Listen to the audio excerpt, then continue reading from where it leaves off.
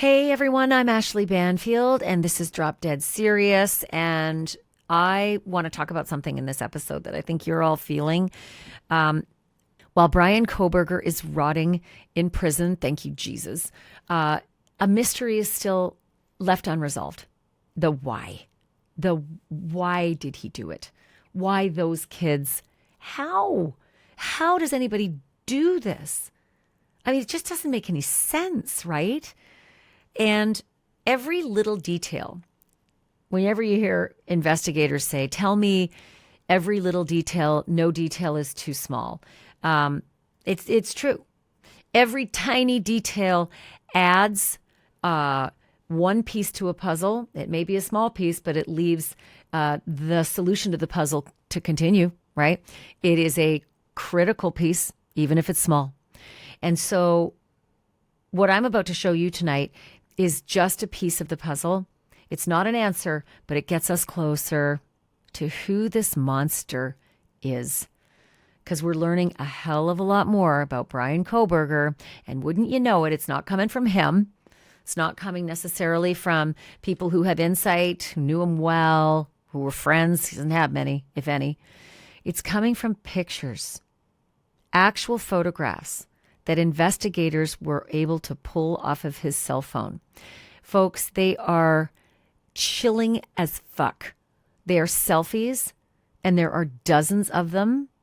And I say chilling because I'm not going to lie, they look a hell of a lot like that one selfie that he snapped just hours after. He viciously butchered Maddie Mogan and Kaylee Gonzalez and Ethan Chapin and Xana Kernodle. Remember the one where he was smiling, giving a thumbs up right outside his shower, as though he was freshly showered, and pulled it off and figured, look at me, PhD, I got this. I nailed it. Did it. I'm not so sure why he was so proud, because by this point he would have known he left the sheath behind, huh? Idiot. Yeah, he would have known. So I don't know what the fucking thumbs up was about, pal. Yeah, he's probably eating crow on that one as he stares at the four walls at the maximum security institution in Idaho. The new photos that I'm about to show you were actually uncovered by two people I've interviewed a fair bit on my NewsNation show, Banfield. It's at 10 o'clock Eastern, in case you're willing to watch. And these two folks, Heather and Jared Barnhart, they're a couple, but they're also a digital forensics team. They happen to be the experts that were brought on by the authorities in Idaho to analyze Bryan Kohberger's electronics, right? They went through his cell phone, they went through his laptops, they went through everything.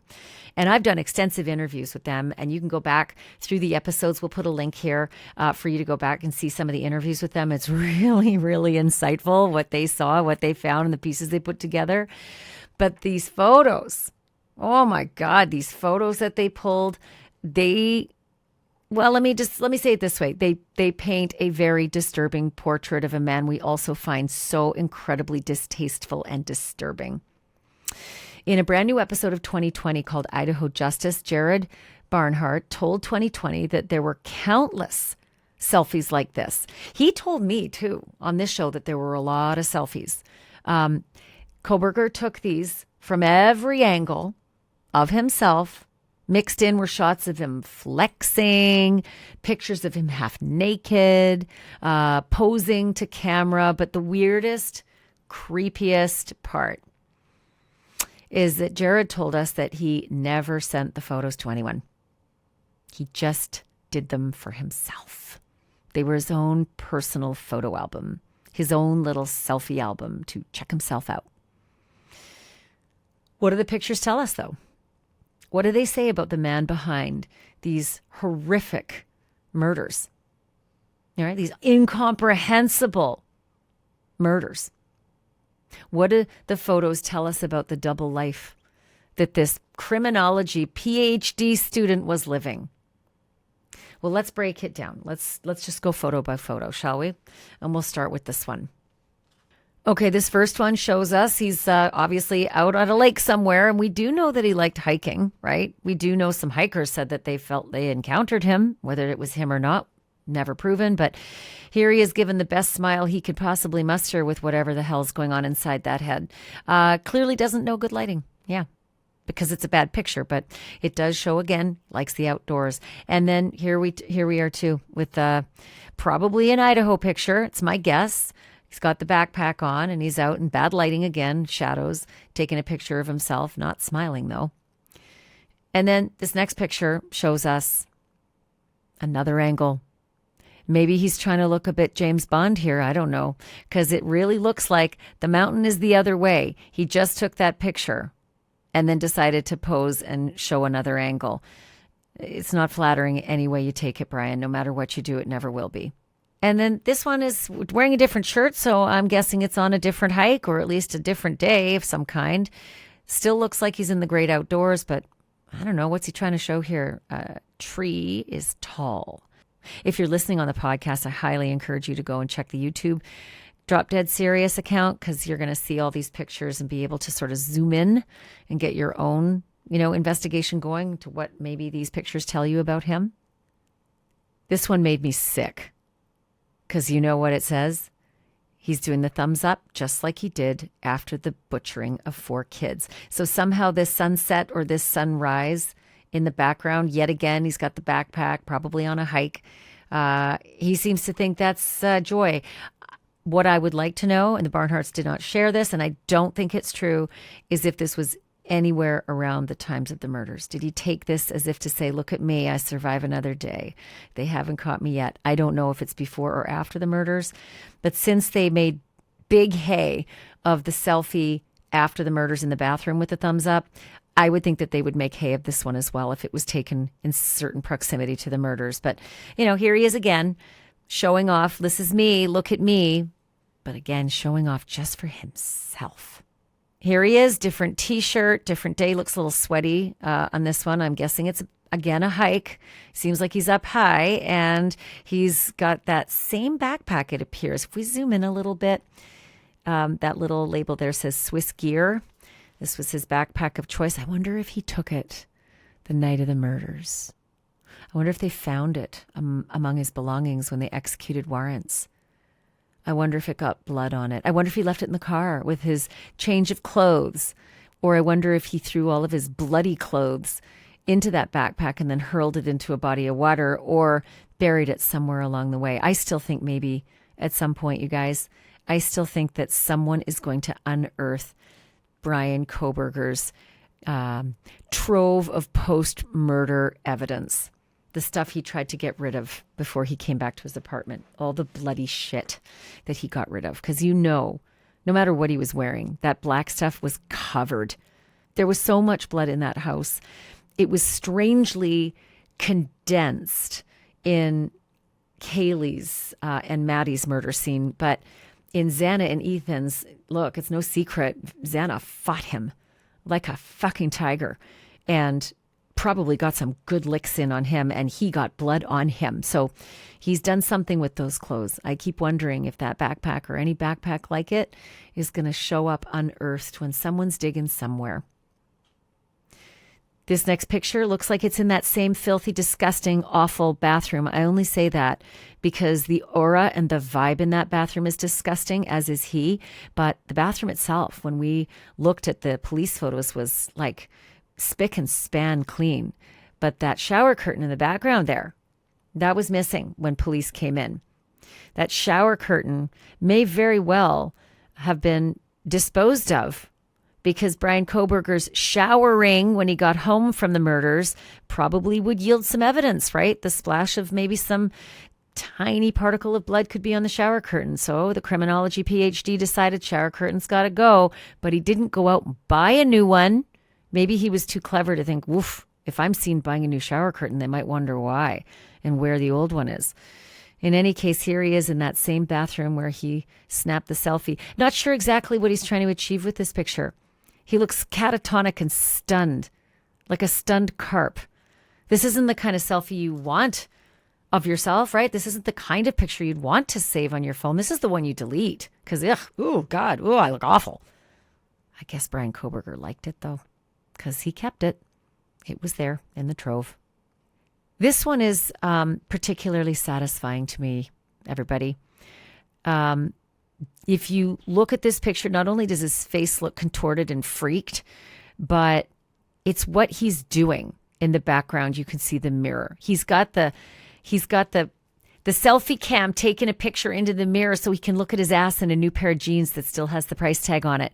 And you know what? For a guy who lost a ton of weight, he's still got love handles and they're spilling out over the tight jeans that he's trying on. I wonder if he kept them. I wonder if he took them back. I wonder if he chose these jeans for the night of the murders. I wonder if that's what he was doing. If these photos were actually of clothes being planned for his murders. So look, I've done a big deep dive with Lindsay Holler, who you know is the producer of Drop Dead Serious, and we have been able to determine that this is the bathroom in the Pullman, Washington apartment. And the reason we can tell you that is a couple of different telltale signs. If you zoom into the plug right behind his head, that's sort of on the wall beside the counter right there, it's the exact same plug that's in the pictures that the forensics team photographed in his apartment. But not only that, in case you think maybe, well, okay, plug's not enough. Those two towel bars meet right there. And it's the exact same pattern of towel bars that were in the forensics pictures. Go to the bathtub. If you zoom in on the bathtub, and there's like a bottle of Lubriderm or something there on the tub, you can see that the connector, there's like a water deflecting device that's attached to the tub and goes up against the wall. Those exact devices are found in the forensics pictures in his Pullman apartment. And then also a heater cooling sort of device. You can see it just above Kohberger's head in the reflection in the mirror. You can see a heating cooling device against the wall. That also is depicted in the photos. And then one other telltale sign, there are two sinks in this bathroom. If you look just to the right in this picture, off of Kohberger's left shoulder, just below his left shoulder, you can see the curvature of a sink behind him. It's actually the second sink in that vanity. While he had a one-bedroom apartment, it is a family housing area, so they do accommodate for married couples, and maybe they have a double vanity sink for married couples. But in the photographs that the forensics teams took of his apartment, there were two sinks in the vanity as well. So we've gone through a lot of markers that indicate this is indeed his Pullman, Washington bathroom, in the same place where he took his foul selfie, his self-important, I did it, I carried off the worst crime in Idaho history. And, I would say one of the worst crimes in recent modern history in the United States. I butchered 4 people and I think I got away with it. Yeah, that's the same apartment. That's the same bathroom. That's the same selfie mirror. That's the same foul beast that did it. Right there, checking out his ass. Okay, this next one is yet another brooding, callow, self-absorbed selfie. I've been trying to figure out where this picture was taken, and at first I thought the bathroom, but then I realized, no, I think it's more door frames behind him. But the eyes, it's what we all talk about. We have a really tough time, all of us here in this community, getting over that stare and the evil behind those eyes, and it's really exemplified in this photo. Here's yet another one. He's wearing a WashU State pullover sweatshirt, WSU, Washington State University. They call it WashU. And I remember his dad, when they were getting pulled over on their cross-country trip back to Pennsylvania, said to the officer, "We're just coming back from WashU," as though someone in Indiana would know what WashU was, but because the officer said, "What's that?" And the dad's like, Washington State University. And there's the sweatshirt. Clearly he had some school spirit, although the rest of his spirit was pretty dark. This black hoodie, I don't think that this is what he was wearing in the murders, because Dylan certainly didn't see that WSU on the front. She just said all in black, and he had a slender build like a basketball player, and so this would be more bulky if you were wearing this hoodie. And she would have said hoodie, because look how much it stands up, that back hoodie. But yet again, look at that face. Look at the look. Look at those eyes. Again, sallow and just callous and unfeeling. And maybe, 2020 vision gives us the evil, but I don't know. I'd have been nervous about seeing a guy like that on a dating profile. I'd have swiped pretty fast, that's for sure. Something's wrong with this guy. Here's another picture that's really curious. I don't know where it's taken, but it's, I'm guessing this is in class at Washington State, maybe. I don't know, DeSales. Hard to say, but he looks pretty similar to his pictures in Washington State. What I find fascinating about this picture is that someone took it. He didn't take it. Someone else took it of him with his notebook. I want to know who took this picture. I want to know if he asked someone to take this picture of him, wanted to look studious, wanted a little piece in his collection, looking like he was busy writing something important. In any case, this is definitely something that looks like it's more in the academic environment, but I would love to know who snapped the picture. We've all seen this picture of him in high school. So remember, the high school yearbook said that he was doing push-ups, as part of his law enforcement class, and he wanted to become a U.S. Army Ranger. Fat chance you probably would have been flagged right from the get-go, with a mind like yours and a proclivity like yours. However, this is Bryan Kohberger in his younger years, much, much heavier, presumably pre-heroin problems, because that was also chronicled as a struggle that he went through after high school. I think we're starting to see the weight loss with this picture. I mean, what an incredible difference between the last picture and this picture. Losing a lot of weight, but look at that stare. Look at that stare.